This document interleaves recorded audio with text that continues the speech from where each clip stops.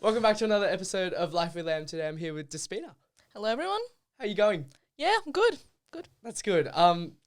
Second time, first time properly meeting you, but Yes. second time in person, sort of yes. like saying hi and all that. I guess my first memory of you was you with 10 hoodies on, running on the treadmill actually. Yeah, sort of I wouldn't call it running, but for powerlifter, probably, yeah. It would be running because we don't do any cardio. But yeah, I just really struggled to make weight, so I had to do a huge water card. And I got up at 4 a.m. and I weighed in at 57.65. I was meant to be under 57s. Had done a fiber card, water card, and I was still over, and I was like, crap. Texted Matt, coach, and then he's like, oh, go to the gym and start running on the treadmill and put some hoodies on. And I was like, all right. So I did that for about, I'll say, like an hour and a half, maybe. Oh my gosh, what a stressful time. Yes. Waiting on 56.9. We love that. That. Bloody hell. Yeah.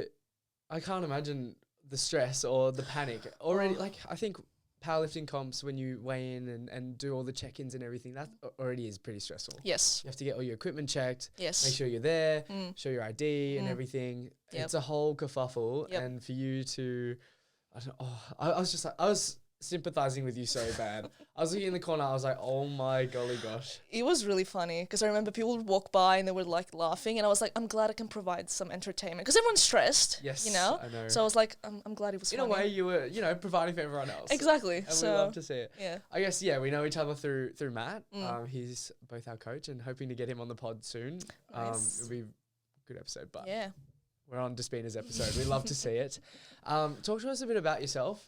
Who are you? What do you do? So my name is Despina. I'm 21 years old and I study physiotherapy at Monash University. And I powerlift and I am working. That's why I have this nice fit on at the moment. I just came back from work, working at an aged care as a support worker, Greek aged care, and also in a clinic as well, physio clinic. Yeah, amazing. We love to see it. Busy lifestyle. Yes, it Sounds is. very, very busy. It is. I like it.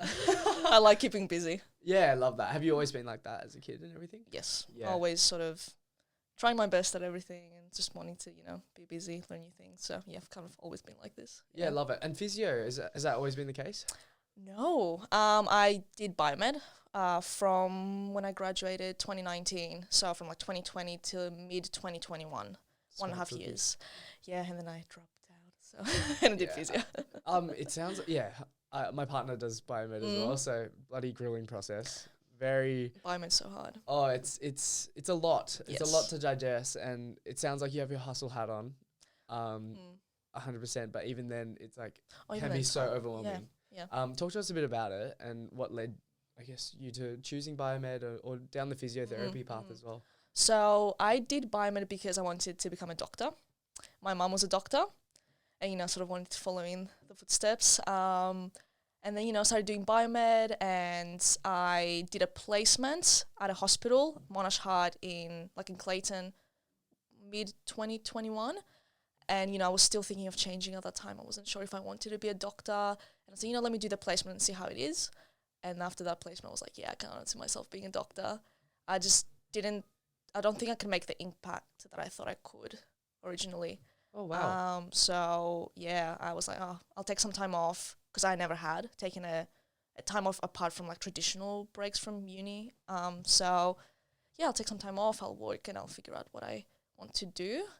And I started powerlifting August 2021.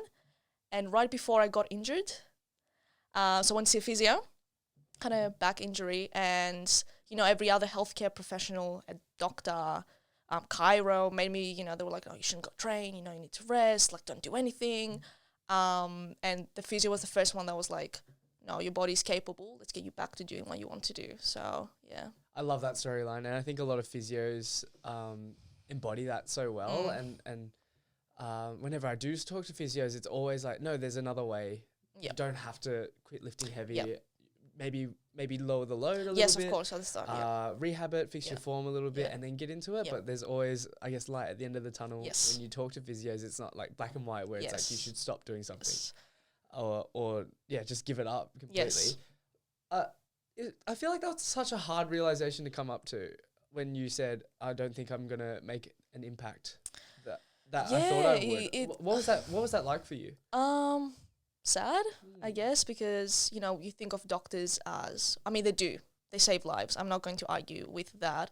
But I thought if I did stick with biomed, I would have gone down the public health sort of pathway, because prevention is more effective than treatment. Like, would rather prevent people from getting diseases rather than get to the point where they have a disease and we have to treat it. It's cheaper for healthcare system as well. So, and just with, I don't know, I was with cardiologists, so it might be different with other specializations, but they would see, like, in morning rounds, 30 patients in like 1.5 hours and spend like 5 minutes max with each. I just wanted more patient interaction, and I didn't think I could get that with being a doctor. So yeah, I'm not saying probably I should say they don't make a direct impact. It certainly have an impact, but like sort of face to face. It's more of that like quick turnover, and you felt that you wanted a more intimate interaction with patients. Is that what you like say? A deeper level, Yeah, wow. Funny you say that. That's an awesome site. And I think, whenever I go to the GP, it's like, okay, I'll just diagnose you, go to the chemist. Or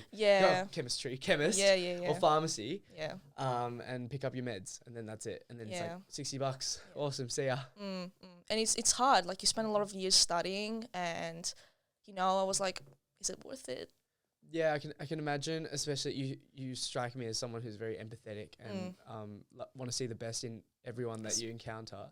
And I can imagine that it would be quite heartbreaking if those are the interactions that you're limited to. And nothing against doctors. No, I have so much respect for doctors. They work so hard. I just don't know if it would be fulfilling for me. Yeah. So. Yeah, fair enough. And then the physio route seemed like the obvious choice, because you could have not like at the start. Okay. I was going to do nursing after. Yep. But then again, when I did that placement, I was like, I don't think I could do nursing either. It's hard. Bloody hard job, but I sort of wanted the diagnostic aspect. I want to think, like, sort of, figure out what's wrong, be like a detective. So physio gives me that. So and I think from what I'm gathering as well is it's just so important that people are trying to invest time or invest efforts into actually pursuing something in the industry before actually deciding 100% that that's the career path that they want to do. Yeah. It just sounds like maybe you had your eyes set on being a doctor, but then realized shortly that, hey, this isn't actually for me. And it's important for people to keep in mind that while you're studying what you're studying, it might not be the be-all, end-all. Yeah, so many people change. It's completely normal. How you're expected, you leave school, that's all you've known. Go to school from like 9 till 3:34, and then you're suddenly supposed to go into the big wide world and figure out what you want to do, which I think is a bit stupid. It's so daunting, and that's something that we're both pretty similar ages as well. Yes. And that's something that we've been thrown into our whole lives. It's like, go to high school, finish, go to uni, get a job. Yep. And then that's it. You provide for your family, and that's for the rest of your life. But I think the vast majority of people are becoming more and more flexible and talented in different areas. And it's amazing to, I guess, invest those talents into different things over the course of your life. So, it's truly amazing. Take us back to when you were a kid. What were you like? Did you grow up here? No, in Greece. Okay. So I was born in Athens, and I came to Australia in 2013, June. Oh, wow, okay. So as a kid, I was a nerd, still am. Just very studious, liked to read, liked to learn, was not sporty at all, which I know, kind of a shocker now. But no, not sporty at all. I was the kid that hated PE, dropped it as soon as I could. Just really loved science and history, and just very, very quiet, didn't get in trouble, sort of. Yeah. Amazing. Was that due to parents influencing it, or have you always been like that, I guess, throughout your life? Definitely parents, they were loving but strict as well. So, and I was also just quite a kid. Like, I just didn't really like to make trouble, and just I was happy with my books and my toys, just sitting, chilling with friends, and Yeah, fair enough. And you're an 01 baby, is that right? Yes, 2001. Yeah, amazing. Yeah, Maths is correct. Yes. And you left Greece in 2013? Yep. So 12 years Yep. old. Yep. What was that like? hard. I can imagine. Going to a new country, new language. And I knew English, but here the slang. So even though I Was that a killer? yes, even though I thought I knew English, and then I came here and I'm like, I don't know English. So yeah, that was really hard to sort of get adjusted to. Also, I went to English school in Greece. So on top of like normal school, 3 times a week after school, from like prep. So I knew how to read and write and speak, but my speaking was like, I had a very thick accent. I still do, but not as thick. Like it was very thick. People like couldn't really understand what I was saying. And yeah, so it was tough in terms of to assimilate and sort of fit in. But I was lucky in the area because we're in Templestowe. When we first came here. There are a lot of Europeans there. Yes, well. a lot of Greek, Italian. So yes. it wasn't too bad. But yeah, definitely struggled at the start. Yeah, what were the, I guess, reasons for leaving and what was it like sort of, like you said, assimilating into Australian culture? Because I can imagine how difficult it would be. Like being such a multicultural place it is, it's lovely, but it can also be very intimidating as well. And, and people find it very hard to understand different cultures and the types that there are. Yeah. Talk to us a bit about that. So, not sure if the listeners will know, but economic state in Greece is shocking. So since 2010, it's been quite bad. Just no jobs, no really economic growth. They rely on tourism to survive, pretty much. So during COVID, they had like also a really hard time. But yeah, my dad just thought there'll be better opportunities here for us, which there are. I don't think I would be powerlifting or studying physio in Greece. So yeah, my dad was actually born here. My grandparents immigrated to Australia in like the 60s, 55, 60s, 1960s. And then he went back to Greece when he was 12. Oh, wow, okay. Yeah, so then we did like a swap. And I came to Australia when I was 12 with him. So we had citizenship because my dad was born here. Yeah. So he was like, let's pack up and go. Yeah, amazing. Do you remember your life in Greece quite fondly? Yeah, it was fun. I was a kid, so I did all my primary school education in Greece. I have fond memories, playing with friends, cousins. We didn't travel around much, which is a shame. I haven't actually seen a lot of parts of Greece, like the famous ones, like the islands and, stuff like that. But yeah, I do have definitely fond memories, school and all that. Yeah, amazing. And I can imagine as 12 years old, Dad's just sort of come in the door and he's like, we're moving. Is that sort of how it happened, or did you know for a while? No, I actually cannot remember a specific conversation, but I think he was sort of bringing it up for like a while before we actually like left. Obviously, it wasn't he comes in the door like, we're leaving tomorrow. Yeah, it's not like the movies. No. But I was actually very keen to go. Okay, awesome. Yeah, why was that? I don't know. I just wanted a fresh start, sort of to forget. Because my mom passed away in Greece. So she passed away December 2012, and we left June 2013. So that was like 6 months later that we moved. So yeah, I was just keen to go somewhere else. Yeah, I can imagine how stressful and how upsetting that would have been. Can you talk to us a bit about your mum, if you don't mind? Yeah, so she, amazing woman. My biggest inspiration, tough, strong-willed, stubborn, smart, very intelligent, bit hot-headed, which I have. Do you see a lot of yourself in her? Yeah. So many, like we look alike a lot. And also, like a lot of similarities personality wise as well.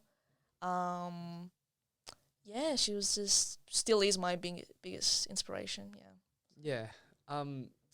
What led to it? What led to your mother's passing? Yeah, so she had leukemia. Got diagnosed, I think, 2011. Just like 6 months after my brother was born, I think. Oh, wow, okay. And passed away about 1.5 years later. So it was quite short, but better not to have because it was exhausting, going in for treatments and all that chemotherapy. It's just awful, and her immune system was so weak that she ended up passing away from like pneumonia, but because her white blood, like her white cell count was so low, she couldn't couldn't survive that. So. Yeah, I can imagine how strong your mother would have been. Especially, I guess healthcare in Australia is quite strong. Yeah, in Greece it's comparison. not. Yeah, so I always think like, what if we were here? Would she have made it? I like to think that she actually would. But yeah, because we were in Greece, things were not as good. Yeah. Yeah, I can imagine your mum. Yeah, mum's so strong for going through.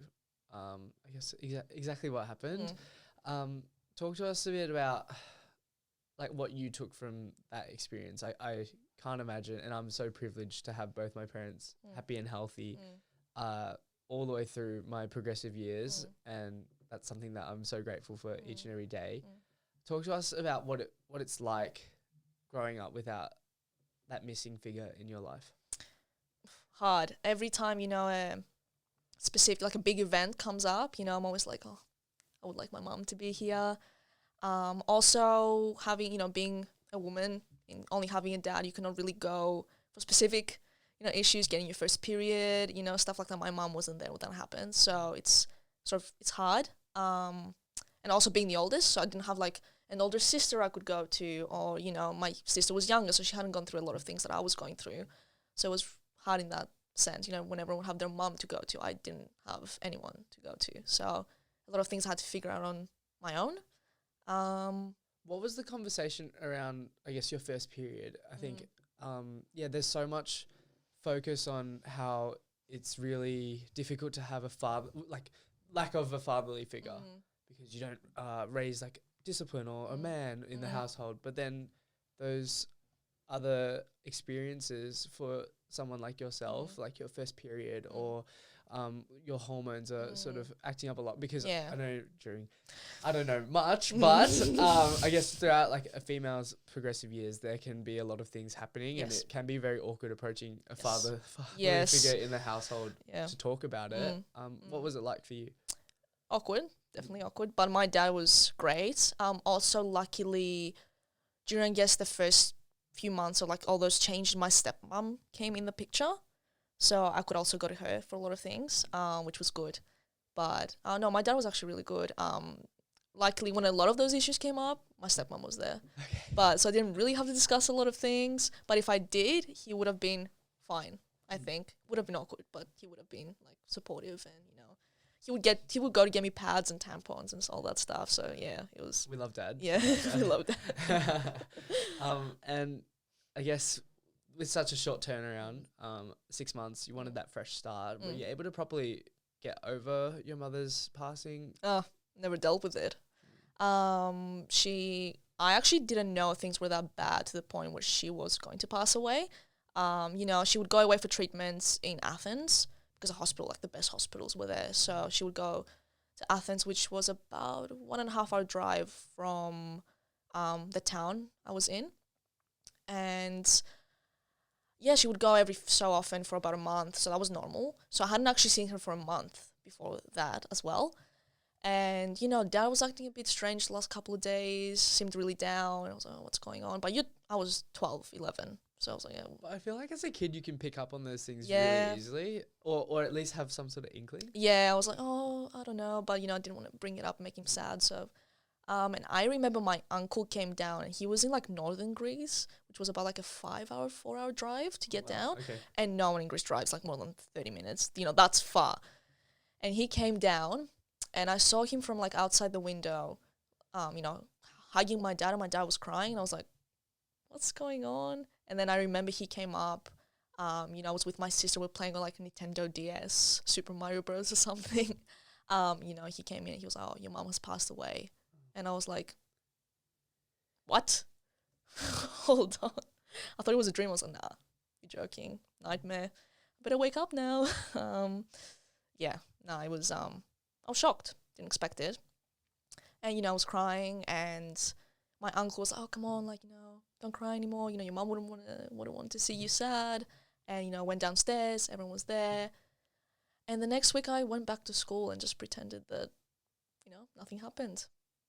So, yeah, I was given the option not to go to school for as long as I needed. But I don't know why. I just kind of was like, nah, just want to go back to, like, normal Yeah, Yeah. and that normal can be a killer as well, especially when you want to mask what's happening and you want to continue living the life and sort of avoid what's happened. Yeah. And did that continue for a little while? Yeah, so I obviously hadn't seen mum 1 month before, didn't go to the funeral because, I don't know, my dad thought it was better for us not to go. I think it would have been better to go to get some closure, being like, oh, okay, like, she is dead. And yeah, it continued.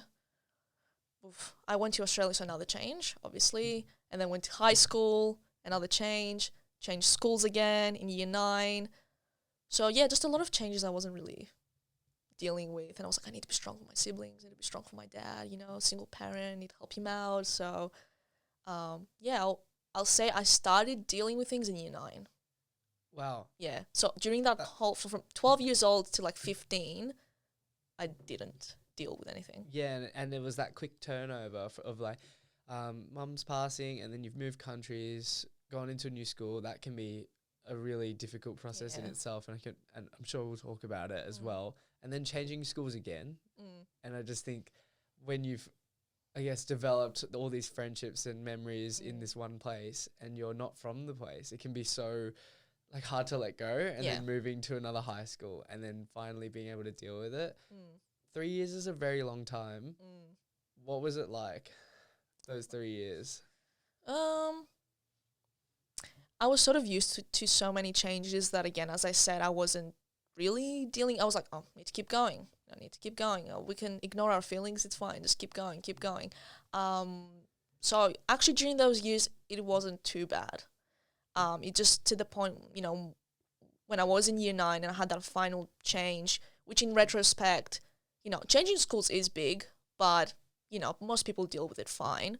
But that was sort of like the tipping point where I was like, nah, like I've had enough. And yeah, so from there on, like my mental health went south quickly. So yeah.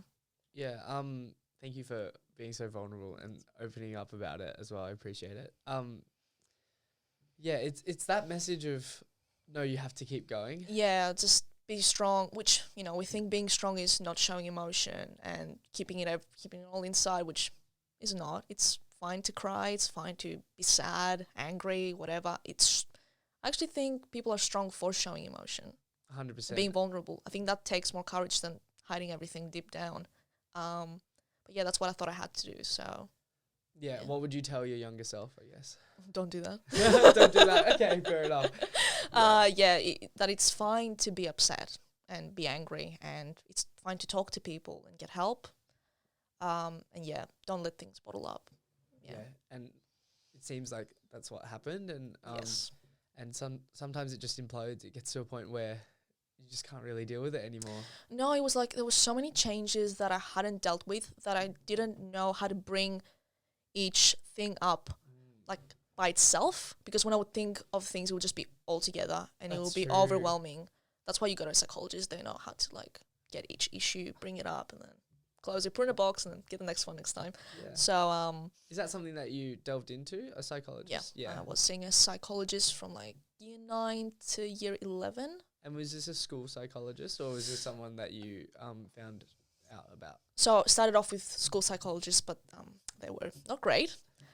It's really hard to find a good psychologist. It's really difficult in a school environment as well. I think I think the stigma around mental health is definitely clearing up a lot more, and there's a lot more attention and focus to it. But I also believe that it's really hard to scout school psychologists, because whenever school kids go to a psychologist, it's like, oh my god, what's happening? Yeah. Oh, what's the tea, or what's the gossip? And those sorts of things. So it's really sad, and I hope that sort of scene changes a bit. When did you sort of change over to a new psychologist, and did it start getting better from there? I think probably a couple of months after I started seeing. So I started seeing someone else in Frankston, I think, and then they weren't just not vibing. And then I went and saw someone else, and she was good, so stuck with her. So I was actually lucky not to see too many people, but I know some people have gone through like 6 different psychologists and still like cannot find someone that they click with. So yeah, it's really hard. Yeah, at the end of the day, like they're still human as well. It's not like, one psychologist is meant to, I guess, fix all your problems, and you sort of have to find that person that understands you and can gel well with you. Also, the psychologist cannot fix your problems. You have to fix your problems. This is true. I think they're really good. I've never had a psychologist, so I can come from a very uneducated standpoint, but I can imagine they'd sit you down and you'd sort of tell what you want, tell what you don't want as well, and then they'd sort of help you guide and navigate solutions. They help you help yourself. Yeah. Yeah. They help you sort of see different perspectives and change your thinking, but you have to, like, they give you the tools to help yourself, but you have to make the choice to help yourself. 100%, and I think it's so brave that you're already actively seeking that help through a psychologist as well. Can you talk to me about how exactly they changed the way that you were thinking and perceiving things? Do you remember when it all sort of like started clicking? In year 11, actually, sort of, I would say more of my own doing. So I stopped seeing a psychologist in year 11 because I was like, oh, this, I was like, I'm okay, I'm fine. I don't need to see anyone. But it was because, I had a psychologist for all those years that they gave me the tools I needed to be okay and not need to see someone. But it was a lot of like cognitive behavioral therapy. You take a negative thought, process it, give a positive spin, stuff like that, giving me tools to be resilient. It was just, I had a lot of negative thoughts. If something would happen straight away, negative mindset, which still happens. It's really hard to change. We are wired that way as humans to think the negatively. Negativity bias. Yeah, I think that's what it's called. Yeah. But yeah, it was, they gave me the tools that I needed to be able to deal with things on my own and not need to keep seeing someone. But also I've, books that I've read as well helped, because I don't see a psychologist anymore, but I still work on my mental health in other ways. Yeah, what books do you read, I guess? Are they more self-help books, or are they? Yeah. Well, I read all kinds of books, but lately it's more self-help books. So like Brianna West writes some really good ones. So The Mountain Is You, that was amazing. It's about self-sabotaging and how to like stop doing that. And I was reading, I was like, oh my God, I do like 90% of these. Yeah, that is the case as well. Sometimes you can really relate to books, but I think with self-help books, I think a lot of them are very much like from one opinion. So it's sort of like taking and grasping concepts that relate to you. Yes. Because some of them I read and I'm like, I don't know if I agree with that. Yeah, exactly. And it's so important. And that's with like information and content circulating everywhere these days. I think, there's so much information accessible to us, and it's important that we're able to decipher through a lot of it. And taking it back to the psychology as well, or psychologists, was it always like an upward slope, or were there points where you weren't really understanding why you were in it, or what techniques were being used? Yeah, well, at the start I was very adamant, and I was like, why am I here? This is stupid, Who put you in it? My parents. Your parents. Yeah. Because I didn't want to go. Yeah. I didn't, frankly, give a fuck about myself. I didn't get up, didn't want to get up, didn't really feed myself. I had to be dragged to school. I hated school. So yeah, I didn't care. So they took me to a psychologist. But the really hard thing with mental health is it's not like, you take a pill and it goes away. You have to actively put in work, and you have to choose to get better. Otherwise you won't get better. So that's just really hard with someone that's depressed and doesn't care about themselves. It's hard to get them to care. Yeah, it's a vicious cycle as well. Yeah. I can imagine, because obviously I've had lows in my life, and then it can be some of the most demotivating points of life ever, and you just don't want to improve, no matter how sorry you feel for yourself and everything. Sometimes you just it just doesn't click as well. And you were a kid who loved school. Yeah. Loved school growing up. Yeah. And for you to experience that, can you talk to us a bit about that and like what it felt like sort of in retrospect? You're here now, you're studying, you're trying to pursue your career and everything. Looking back at that point in your life, how does that make you feel? And I'm going to change the camera. That's right. I'll keep going. Okay. Shocked. Didn't think I'd ever be, I guess, that student that doesn't study and that skips class and like doesn't go to school. I actually was going to drop out in like end of year 10. Because my parents gave me a choice because it was exhausting dealing with someone like me all the time. Doesn't want to go to school, doesn't want to go to school. Kicking up a fuss every weekend. So they were like, like you either stick with it and you put your head down and you study, or you drop out. And at that moment, I remember I sat back and I was like, what future do I have if I drop out? And I don't even finish year 12.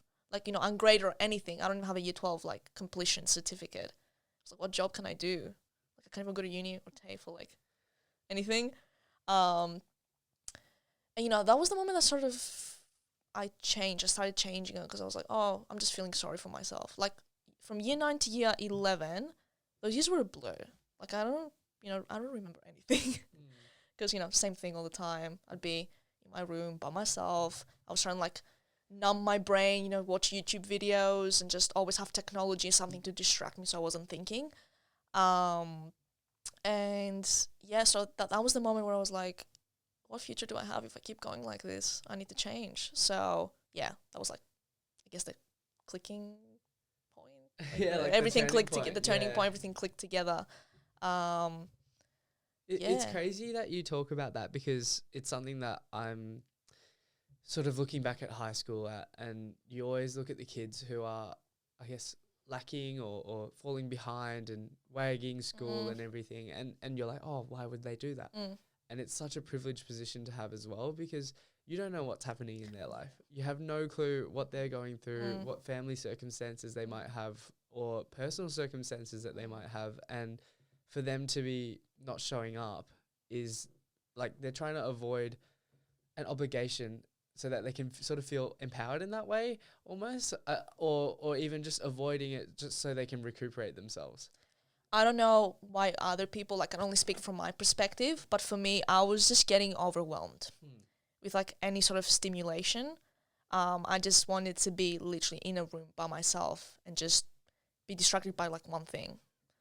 So when I was in a class and I had to think, I couldn't. Because if I started thinking, all the other issues that I hadn't dealt with would come up and I was like, no, I can't. So I was literally, my brain was like, everything's too much to deal with, so let's just, It's crazy how the brain works. Yeah. And psychology is so interesting to me as well. I don't study it, but I would, if I ever got the chance, I totally would have picked it up, I reckon. But yeah, it's crazy because I think I need to adopt that perspective more, or I wish my younger self adopted that perspective more and had more sympathy for people who weren't showing up to class or who weren't doing as well academically. Oh, I was the same before I became that student. I was like, oh, they're lazy, they're skipping class, exactly. They're not going to get anywhere in life, we judge so quickly, and then you go through things and you're like, oh, I shouldn't have exactly judged. 100%, and that's it. That's exactly how I guess most uni students are feeling now because I don't know, you go to Monash, I go to Melbourne, like they're pretty good schools. Yeah. And sometimes it can be so unmotivating or something goes on and they don't care. Yeah. And then you're like, but why don't you care about me? And then that's that perspective that you adopted to people maybe struggling in high school and everything. And yeah, it's just having that sympathy or ability to empathize with other people going through other things because you never know what they're going through. No. And I think, that's something that I'd love to take away from what you were just saying as well, because you were that girl that loved school. Yeah. And then you became that girl who hated school and just did not want to have a bar of it. Yep. Which is, I just think, crazy how things can turn around. Well, change so quickly. Yeah. Obviously, there was a reason behind it. Yes. But yeah, it just seems crazy. And people don't know that as well. So, yeah. Very interesting. And then the clicking point happened, and how are you finding everything now? Since then, changed. Yeah.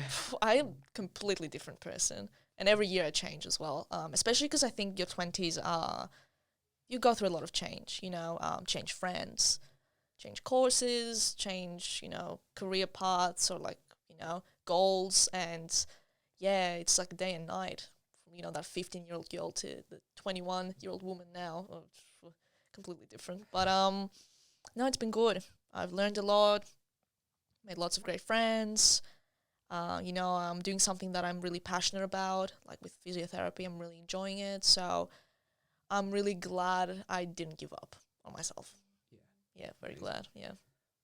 Are there any tips or pointers that you would give out? It sounds like, yeah, you've had a really long journey with mental health, Yeah. and I can imagine that you would have gathered a lot of, I guess, inspiration or knowledge surrounding the topic. Just not like you're not alone. A lot of people are. It's very, very, very normal to be going through lows, and life is not sunshine and rainbows. You're gonna have highs, you're gonna have lows, and that's just how life is. But just think of the lows that allow you to experience the highs. You know what happiness is like because you know what sadness feels like. If that makes sense. Yeah, I love Seek help. We're all here to help each other.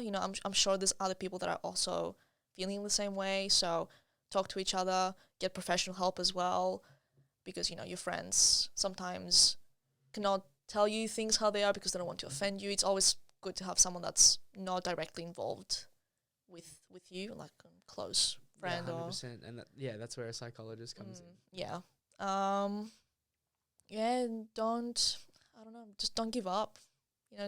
You might be just very close to having that, turning point that I did, and just things start clicking and, things, just don't give up on yourself. Yeah, I think that's probably the biggest one. Yeah, love that so much. Life as an immigrant. Yes. What was that like? Hard. Hard as well. Actually, I really still do like Australia. I didn't want to go back to Greece. Yeah. Because there was a point where, my dad was a single parent and he had to work like 2 jobs, and we're trying to find a place to rent because we stayed 3 months with my uncle and auntie here in Australia in Doncaster. And, we couldn't find a place because my dad wasn't making much money, so no one would really rent him a place. The second job was hospo, so cash in hand kind of thing, so that didn't even count. Yeah. And, so, my dad was like, oh, we might have to go back to Greece. And I remember it was like, no, I don't want to go back to Greece. I loved school here. School here was so easy. Oh, really? Yes. Oh, what's the contrast? What's the difference? Oh, grade 6 math, I was doing that in grade 3 in Greece. Oh, nice. Yeah. See, So the educational standard is not as good here. I just think in Australia we just have it very easy. Yeah. Very, very, very easy. Yeah, I'm not gonna lie, you do. It was so easy. I was like, oh my god, this is great. We'd go to camp. We never went to camp in Greece. We'd have like disco nights, and I was like, oh my god, this is like a playground. I'm back in kindergarten. This is great. So I loved school here. I went to primary school only for 2 terms, because I did grade 6 again here just for half a year, and then I went to year 7, so I didn't even really experience much of primary school, but it was great. I loved it. Yeah. We do arts and crafts and have our own time, and I was like, oh my god. See, it just baffles me that people in Australia. Okay, this is very privileged as well, because again, the message of we don't know what other people are going through. Yeah. But I just think we have a lot of extracurricular activities that go around throughout primary school, even high school as well. I don't know.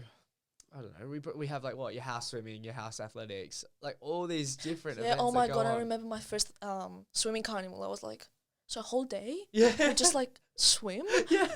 What? Exactly. So it's just such a privileged and entitled and lucky position to be in, to have a day off to go swim. Yes. And yes, body dysmorphia is a thing, but I don't know, you have fun with your friends on that day. I don't know, sit around, have snacks and just, I don't know, fuck around. Yeah, no, I just couldn't. I was like, oh my god, if this is what school's like sign me up every day. I was really happy to go. I was like, hell yeah, I'm going to school. So it was big change in that way. Yeah, I can imagine. And then what was home life like? You were the older sibling. Yes. Obviously still mourning the passing of your mum and had to look after siblings, I assume, and help dad out. What was that all like? Again, challenging, but I did it because, I was like, we need to, let mum's passing not affect us in a negative way, keep going for her, make her proud. And so, taking care of my siblings and helping dad, because dad was working 2 jobs. So, he worked in the day, come back, make us food, leave again, come back at like 11 p.m. at night. So yeah, I was mostly, my brother was like 2-3 years old. So yeah, we'd walk to school, drop him off at kinder, because he was like right next to our primary school, which was good. And then we'd go to school, then pick him up after, come back.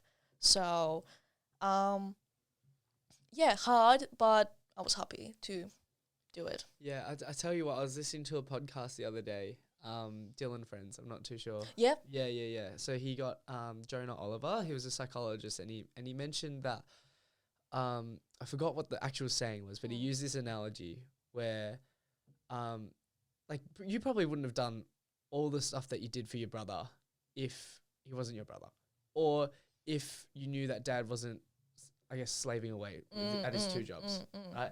And he used the analogy where it was like, say the floor was covered with glass, Yeah. and you just had to walk through it, and then you just suffer for the next few weeks. You wouldn't do it, right? No. But say if the floor was covered with glass and you had to walk out of this room, and you'd be sore and your foot would be cut up, need stitches and everything, but your family was, I don't know, granted eternal happiness or like a loving life, healthy life, and everything, you would so do it, right? And it just, I literally listened to that. I was like, what the fuck? Yeah, because I don't know, for me, I was like, I cared about other people more than myself. You know, so at that point, you have to go like through glass for other people. And so it's like family is the forefront of it. Yes. Of course you do it for your family. Yeah. And I love that so much. And I thought that analogy resonated a lot with your story as well.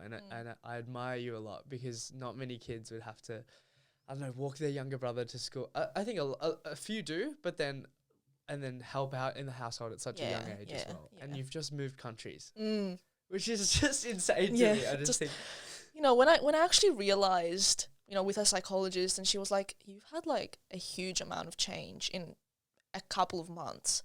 You know, this is not normal for a 12-year-old to experience. And now my brother's 12 years old now. So I look at him now and I was like, oh my God, I was his age, and I had lost my mom. I was taking care of my siblings. I was going to school. I was helping dad. And I was like, that's too young. It's too young. It's so young. And you don't see that when you're in it as well. And that's another important, I guess, message as well. Yeah, I don't know. Just, you never see what you're going through. It's always like what other people go through. Just crazy. What was it like when you first arrived? You came here, weather was a bit shit? Yeah, yes, because in Greece it was summer. Yeah. So I remember. You were just bronze, I reckon. Yes, first morning, got up, went to put my jeans on, I was like, fuck, it's cold. I just remember thinking that. I was like, it's so cold. Yeah, because, you know, I had my birthday here, my 12th birthday here, a couple of days later. And, you know, in Greece it was always summer, nice weather, outside, at the beach. A dream. Yeah, and I'm like here and it's winter and horrible and miserable. Oh well, it is what it is. But yeah, that made an impression. I was like, oh, it's just so cold. Yeah, bloody hell. Yeah. Welcome to Melbourne. Welcome to Australia. Yeah, I know. And like today, it's miserable. And it's almost summer. Exactly. I love that we're on a podcast talking about weather, but you know, I can imagine. Oh God, like Greece is just, I don't know, heaven, I reckon. Yeah, during summer, the thing is, the weather is consistent. Yeah. You know, when it's cold, and I'm fine because I'm like, okay, at least I know it will be cold. Yeah. But here, you don't know what to expect. Exactly. So yeah, I do miss that. Yeah. What was the whole process like? I guess I guess you were 12, so Dad would have been doing like paperwork and moving, and because you already had residency as well, like it would have been pretty straightforward. Yeah. It was easy to get citizenship, and we sort of came over with like 4 suitcases, and that was about it. So, you know, all of our furniture is back in Greece. Obviously, we didn't bring that stuff over. Really expensive. But yeah, Dad organized everything. I didn't do it. I was like 12 years old. I was like, I don't know. And the language barrier, I know you're from Greece and people are like, oh, it's a European country and everything, but you know, it's still a bit of language barriers. How do you go with that? And were there any difficulties with, I guess, like other students or developing friendships or anything? It was hard. Actually, there were some really nice kids that took me in, and they were Greek, so that helped a lot, even though they didn't know Greek. But you could sort of relate culturally to some things. Crazy how that works, because I always get along with Asians. Yeah. Like, you just have, I don't know, like a connection. Yes. It's just, I don't know, a lot of things you see eye to eye on straight away. Yeah. So it's just easier to develop a friendship. But not now. I have friends from like all different cultures. I don't have an issue. But just at the start, it was easier. And yeah, as I said before, just the slang was just abbreviate everything. Still, I come across some stuff. I'm like, what does that mean? What? I've been here for like almost 10 years, and I don't know. That's coming up to a decade. Yes. Has it felt that way? No. Yeah. It's felt, I don't know, sometimes longer and sometimes shorter. Yeah. It depends. It is like that. I feel like that happens when, you like love something. Yeah. Yes. Yeah. You can't differentiate whether it's been a long time or a short time. But I've almost lived as many years here as I have in Greece, because I was like 12 when I left, so I almost lived the same amount of time here, which is cool. But yeah, difficulties, slang, accent. Yep. Because here you don't pronounce the R's at all. Whereas in Greece, like we'd say R, like I can make the sound R. A lot of people cannot do that. My brother cannot. Okay. Because he's grown up here, so he has like an Aussie accent. Yeah. So that was strange. Also in Greece, we don't make the sound sh. That doesn't exist. That doesn't exist. I find that very funny. That doesn't. So I was like, I'd say like, I remember, because here they say sheet for like a piece of paper. Yeah.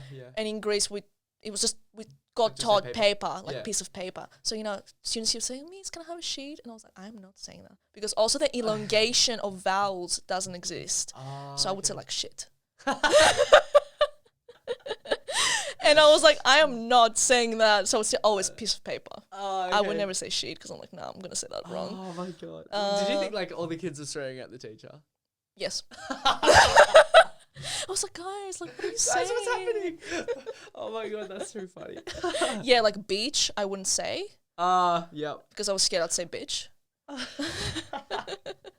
That's really funny. So that was funny now looking back. But then I was like, I'm never saying these words because I'm a good kid. Yeah, I'm a good kid. I'm not going to say that. And just, the abbreviation of everything, like UE, Bottle-O, Ambo. Like Arvo. Yeah, I remember the first time I heard that, I was like, what is it talking about? What do you mean? I was like, is that a new time, season? I don't know. Yeah. Would you say migrating or moving countries has made you a stronger person? Yeah. Yeah, for sure. I can deal with, again, more change. It's just made me more resilient. Yeah. More empathetic, I guess, to other people's struggle, especially immigrants, because we have a lot of immigrants in Australia, so more empathetic in that sense to people going through similar things, but like way more resilient, I'm just like, when something hard comes up, I'm like, you've moved a whole freaking country and you survived, you'll be fine, you can do this, that small little thing that you have to give a presentation or something, you're like sweating and nervous. I'm like, you're fine, you've done harder things, you can do this. So yeah, I love that. What does resilience mean to you? Oh, getting back up when you've been knocked down, and just keep doing that. Yeah. Every time you get knocked down, you get back up. Knocked down a few times. And I've been knocked down a few times. For like a 21-year-old, I'm like, yeah. Yeah, I haven't heard many 21-year-olds that have, I guess, moved countries and had to deal with that. And So that's what resilience means to me. Yeah. Amazing. Now let's have a small segment about your lifting. Okay. What's that been like? Did you start with Matt?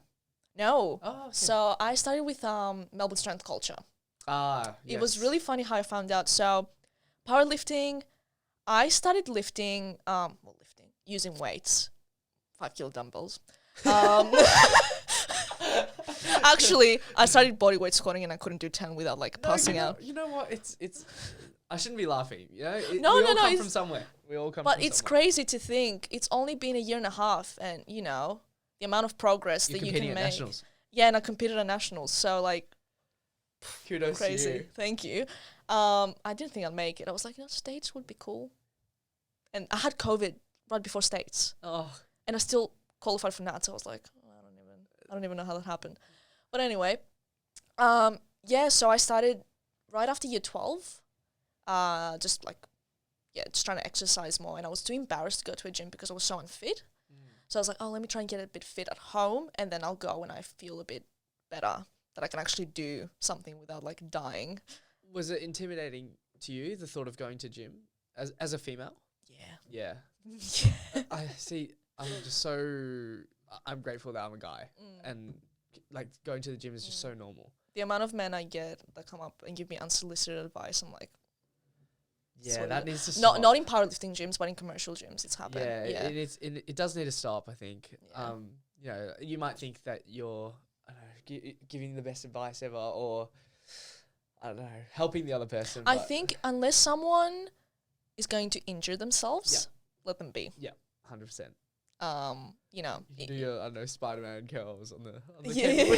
Like, have you seen all those like Planet Fitness I videos? have, like, what the fuck? But like, unless they're, you know, endanger to someone else or themselves, just leave it. Yeah.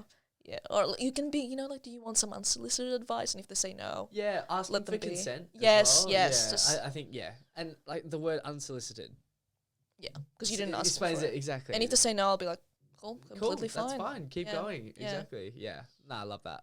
Yeah. What's it like being a girl in the gym? And I think powerlifting. I love the female community going into powerlifting. I think it's so awesome. That people are wanting to like lift heavy weights and just get it. You know, it's awesome. Lights me up. It's good. So as a female, it was really intimidating at the start. So I found out about powerlifting through TikTok. Classic. Yeah. And I didn't have like an inspiration or like a woman that I knew that powerlifted. It was all males that I would see mostly. And I came across Patrick Bylinski. Rings a bell. Yeah, he's from Canberra. By Linky Boy is his Instagram handle. Oh yes. Yeah. Yes. So he seemed really friendly, and I was like, oh, like I'll message him on Instagram and say like, oh, I'm from Melbourne. Like, do you know any places to go to? And he replied. Oh, I love that. And he was like, oh, go to Melbourne Strength Culture. And I was like, all right. And I was thinking, going back and forth. I was like, oh, should I do this? Should I not? I was like, I had just gotten injured because, you know, we had those like lockdowns, like 1 week out, you know, and then we're back and whatever. And I just like, I got sick of it. So I didn't do anything for 3 weeks. Like, didn't lift a single weight. And then I went back and I was like, oh, I'll be fine. I'll do my normal weights. And classic, hurt myself. So next day I was like, I cannot bend over. So, and so I had lost like pretty much all the muscle that I gained, which was like tiny, but still I was like, oh, I'm starting back from zero, which was like in June 2021. And yeah, I called up Strength Culture. I don't know, I just had this urge. I was like, I think I'm just meant to do this. Yeah, sometimes you got to act on impulse. Yeah. Sometimes you don't. But no, sometimes you do. Like, it was a gut feeling. I was like, oh, like I'm meant to do this. I don't know. So I called them up, and I started with them. And I went to Matt Feb 2022. Love that. I feel like I was similar. I was like either the month after you or something. But yeah. Shout out Matt. Yes. We love Matt. We do love Matt. Great coach. Great person. He is. Great person. And how's it been? I guess, has your confidence grown? And what are some tips that you give to other females who might be feeling a little bit like shy, anxious, nervous? Is there anything that helped you in particular? Not giving up again, you know, because I felt really uncomfortable. I remember the first day I went in, it was all males, you know, lifting, squatting 4 plates and like yelling their head, you know, they were like getting and I was like, what the fuck am I doing here? I was like, you know, too much testosterone. I was like, I don't belong here, and I didn't really, but you know, I was struggling to like squat 40 kilos to depth or something. You know, the coach would come around, he's like, oh, can you get this a bit deeper, like 40 kilos, you know? I was like, oh, okay. I wasn't benching at that point at all. Like I started with like the bar, I think. Which can be hard.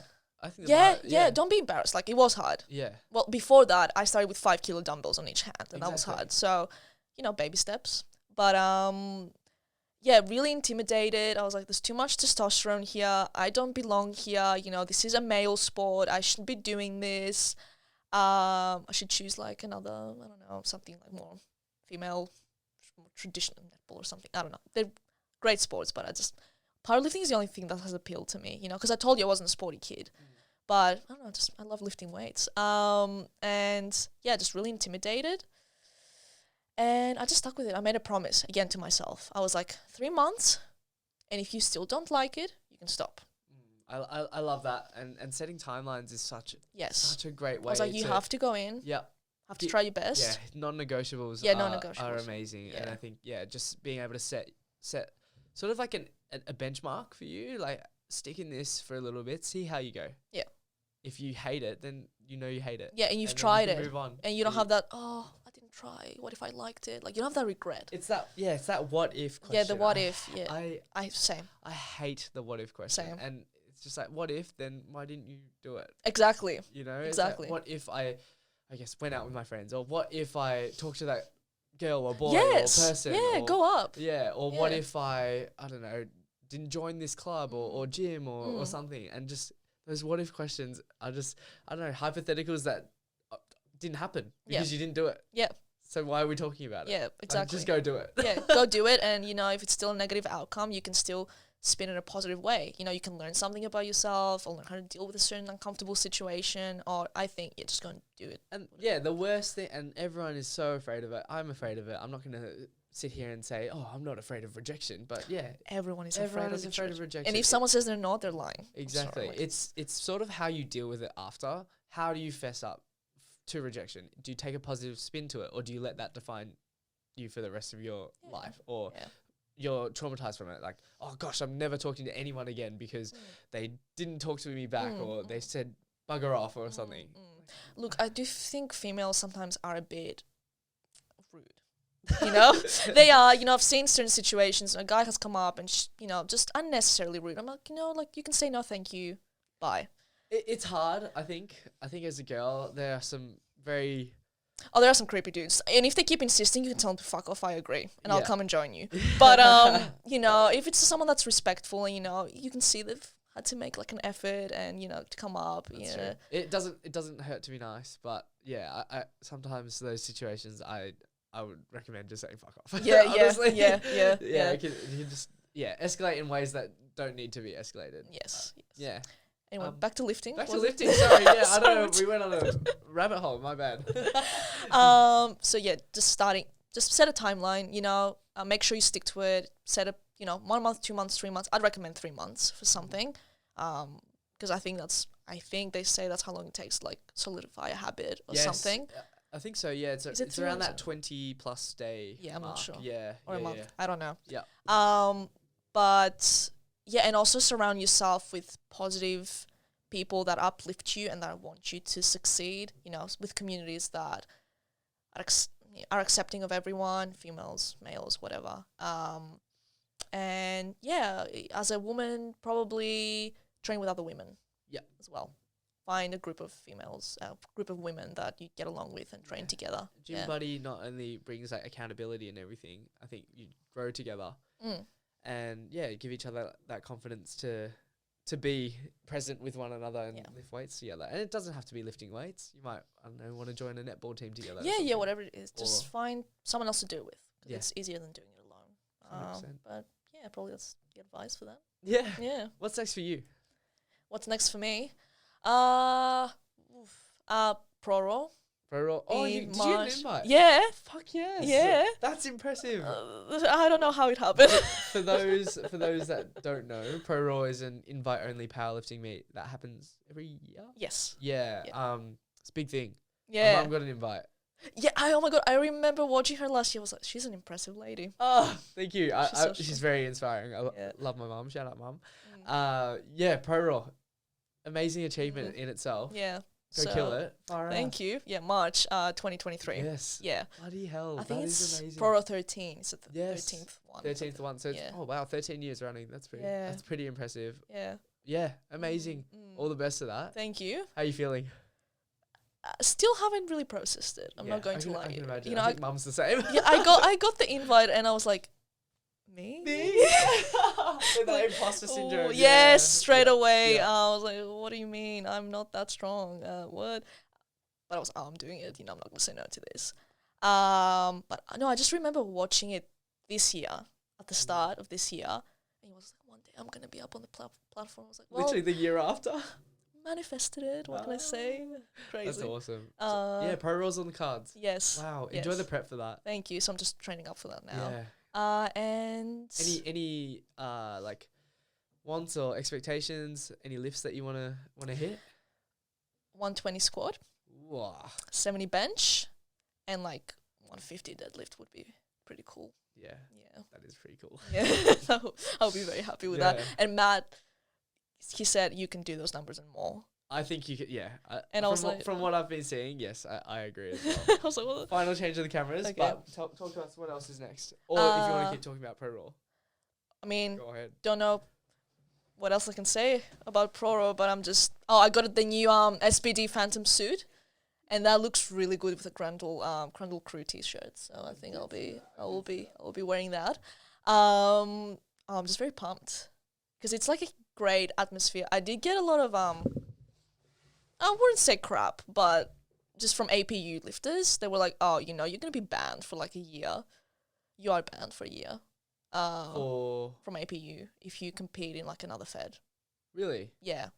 Especially like non-tested feds like GPC, Pro Raw, and stuff like that, because they can all guarantee that you are clean. I guess you're not taking anything. Jeez, I just think the politics around any sport, actually, not just powerlifting, and that's something I don't want to get cancelled for on the podcast. But yeah, it can just politics in anything. Yeah. Just I don't know. People are very particular with their things and want things in a certain way and love demonstrating their power. It's just like, come on, man. I know. We just like make more and more and more feds, and I'm like, don't see the point. We need to have one united fed, and like that's it. I think. Anyway, other than that, just studying next year. I'll be going to my second year of physiotherapy. Amazing. How long's the course? 4 years. It's an honors degree, so you have like a research year as well. Oh, okay, there, like you have to write a meta-analysis, which will be fun. And yeah, I'm thinking of also starting a podcast. Yes, I did see that. Year. Sort of more for like, again, female empowerment, starting powerlifting, like how to get started, advice, how to pick a gym, how to pick a coach. I would also want to bring females within the powerlifting community, hear their stories, how they got started. I'm thinking something like that. Love that. Yeah, I think working, busy. Yeah, busy just lady. having fun. Yeah, I love that so much. Yeah.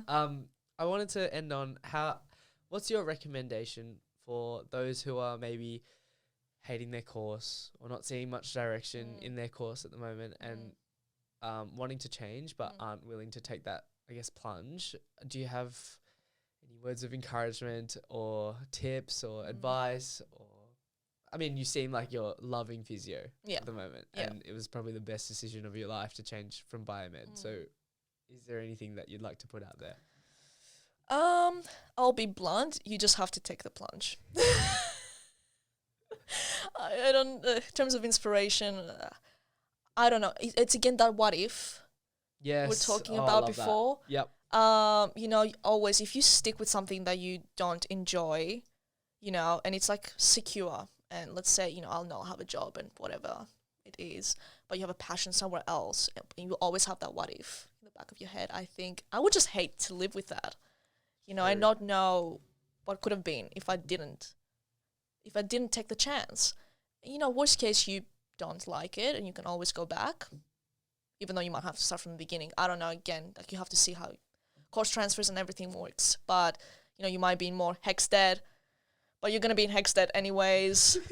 So I'd say just take the leap and just go for it. There's nothing, I'm not going to sugarcoat it. You just have to be willing to... Trust your gut. Yeah, yes. If your gut is telling you, I should be doing this, just go and do it.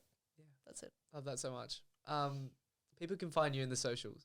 Yes, so weird Instagram username. It'll be in the show notes. Okay, yeah, but just put in the show notes. Destiny. Yeah, but it was like, because it's Des. A lot of people call me Des. Yeah. And then Tin, like lifting tin. Oh. And yeah, and like I see. Also tiny kind of goes in there because I'm small. So I see. Yeah. Wow. Yeah. We love that. That's an intelligent Instagram name. That Brit came up with that, so I'm not gonna take the credit. Thank you, Brit. Yes. Love that. Yeah. Thank you very much for hopping on. Thank you. I really appreciate you sharing your story and talking about your hardships growing up. I can imagine how difficult it is.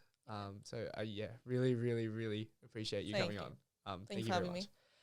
Be sure to follow @Life with Lamb podcast on Instagram, and I guess leave a review and a rate. Yes, 5 stars. Thank you. Nothing 5 less. stars. Yeah, exactly. 5 stars or don't rate it at all. Yeah, Thank you very exactly. much. We love you all. And catch you in the next episode. Yeah. Bye bye.